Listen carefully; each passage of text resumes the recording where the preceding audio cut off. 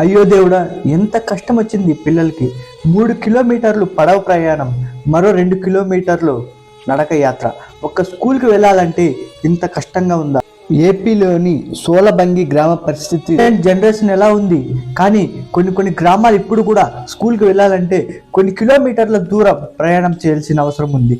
అందులో ఈ గ్రామం ఒకటి. ఆ గ్రామం పేరే ఈ యొక్క వీడియో మొత్తం అంతా కూడా ఆ యొక్క గ్రామం చుట్టూనే రొటేట్ అవుతూ. సోలబంగి గ్రామ పరిస్థితి ఇది. ఆ చిన్నారులు స్కూల్కు వెళ్ళాలంటే 3 కిలోమీటర్ల పడవ ప్రయాణం చేసి ఆపై 2 కిలోమీటర్లు నడక సాగించాలి. చదువు మీద ఇష్టంతో చిన్నారులు పిల్లల భవిష్యత్తు కోసం పెద్దలు ప్రాణాలకు తెగించి రోజు రాకపోకలు సాగిస్తున్నారు.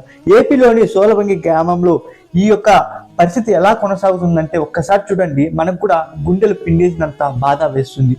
వీళ్ళు ఆ స్కూల్కి వెళ్ళాలంటే రోజుకి 2 గంటలు ప్రయాణం చేయాలి అనమాట.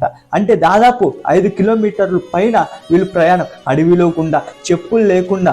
అసలు ఒక్కొక్క రోజు వాళ్ళ తల్లిదండ్రుల ఆవేదన ఎలా ఉందంటే కనుక ఒక్కొక్క రోజు వర్షాలు పడినప్పుడు వేచి ఉంటారంట. పిల్లలు ఎలా వస్తున్నారో, బురదలో జారి పడిపోయారో, అసలు మా యొక్క చెరువులో పడవలో పోయేటప్పుడు వర్షం పట్టుకుంటే ఆ యొక్క పిల్లల పరిస్థితి ఏంటి, ఇవన్నీ కూడా ఒక్కసారి తలుచుకుంటే కనుక వాళ్ళ ఆవేదన ఒక్కసారి చూడండి. ఇలాంటి పరిస్థితి, ఇలాంటి ఘోరమైన పరిస్థితి ఆ గ్రామానికి, వాళ్ళ యొక్క తల్లిదండ్రుల ఆవేదన వాళ్ళ యొక్క మాటల్లోనే విన్నాం. అసలు ఇంత ఈ కాలంలో కూడా ఇలాంటి ఒక ఊరు ఉందనేసి ఎవరికి కూడా తెలియదు. ఫస్ట్ టైం మనం ఈ వీడియో చేస్తున్నాం. మీరు ఒకసారి చూడండి ఆ యొక్క తల్లిదండ్రుల యొక్క ఆవేదన ఎలా ఉంది. తారబకి స్కూల్కి వెళ్ళాలనుకుంటే 3 కిలోమీటర్ల దూరం పడవ ప్రయాణం చేయాలండి. అక్కడ నుండి మళ్ళీ జారు బురదల్లో మళ్ళీ 2 కిలోమీటర్ల దూరం స్కూల్కి వెళ్ళాలండి. అది జారు బురదల్లో చాలా ఇబ్బందులు పడి మాకు సాయంత్రం పిల్లలు అక్కడికి స్కూల్కి వెళ్ళి అక్కడ వచ్చేలాగా మాకు భయం వేస్తుంది. ఎందుకంటే ఎదురు చూస్తుంటాం ఏసైనా ఈ పడవ మీద వచ్చి ఎలాగవుతుంటారో భయంగా వేస్తుందండి మాకు. అదే ఈ విధంగా మాకు గవర్నమెంట్ మాకు స్పందించాలి. రోడ్డు, స్కూలు కావాలండి, మేము మా ఊరికి కావాలండి. వాళ్ళు మనల్ని ఏం అడగలేదే.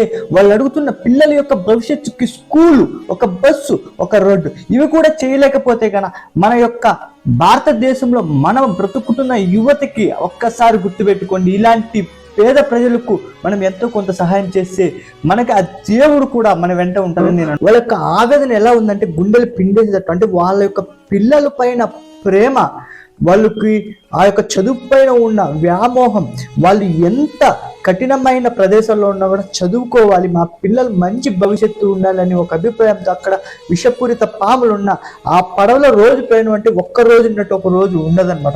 ఏ రోజు ఏ సెకండ్ ఏం జరుగుతుందో తెలియదు. కానీ అటువంటివి అన్నీ కూడా వాళ్ళు ఎదుర్కొని 5 కిలోమీటర్ వాళ్ళ పిల్లల్ని పంపించి మళ్ళీ భయంతో వాళ్ళు ఈవినింగ్ నుంచి మార్నింగ్ వరకు వాళ్ళు భయంతోనే ఉంటారనమాట.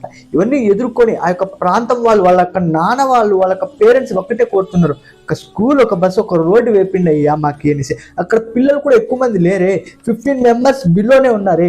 ఒక్కరు చదివినా ఎక్కడికి వెళ్తారో కూడా ఎవరికి తెలియదు, ఏ స్థానంలోకి వెళ్ళి కూర్చుంటారో ఎవరికి తెలియదు, చెప్పలేం. ఆ పిల్లల్లోనే మన దేశ రూపురేఖలు మార్చేసే ఒక వ్యక్తి ఉన్నారేమో, ఒక బాలిక ఉందేమో, ఎవరికి తెలుసు. నేను ఒక్కటే ఈ యొక్క వీడియోతో మీకు విజ్ఞప్తి చేస్తున్నాను, ఇలాంటి పేద ప్రజలకు మనం సహాయం చేయకపోతే ఎవరు చేస్తారండి? ఈ వీడియో కొంతమందికి రీచ్ అయితే ఎవరో ఒక మనసు కరిగి వాళ్ళకి సహాయం చేస్తారనే ఒక భిన్నమైన అభిప్రాయంతో ఈ వీడియో తీశాను. మీకు నచ్చిందని అనుకుంటున్నాను. నచ్చింటే లైక్ కొట్టి చూశారు కదా మొత్తం వీడియో. నేటికి కూడా ఇలాంటి పిల్లలు చదువుకోవడానికి, అంటే చదువు పైన ఒక మంచి అభిప్రాయం ఉండబట్టే వాళ్ళు ఎన్ని ఆటంకాలు ఉన్నా కూడా వెళ్తూ ఉన్నారు. సో ఇలాంటి విలేజెస్ని ఎవరో కొందరు ఎంతో కొంత ఇచ్చి వాటికి ఒక రోడ్డు, ఒక బస్సు, వాళ్ళు కోరుతున్నది ఒక్కటే. ఇప్పుడు మాకేమి అమౌంట్ ఇవ్వండి అని కాదు, వాళ్ళు కోరుతున్నది ఒక్కటే, ఏంటి, మాకు ఒక స్కూలు, ఒక బస్సు అనమాట ఏర్పాటు చేయండి అనేసి వాళ్ళు మనల్ని కోరుతూ ఉన్నారు. సో అది కూడా మనం చేయలేకపోతే కన్నా ఎందుకు, ఈ వీడియోతో కొంతమంది కన్నా రీచ్ అయితే కన్నా ఎంతో కొంత సహాయం వాళ్ళకి అందుతుందనేసి ఒక అభిప్రాయంతో మనం ఈ ఛానల్లో ఈ వీడియో పోస్ట్ చేయడం జరుగుతూ ఉంది. సో వీడియో నచ్చింటే లైక్ చేయండి, సబ్స్క్రైబ్ చేసుకోండి. Thank you for watching.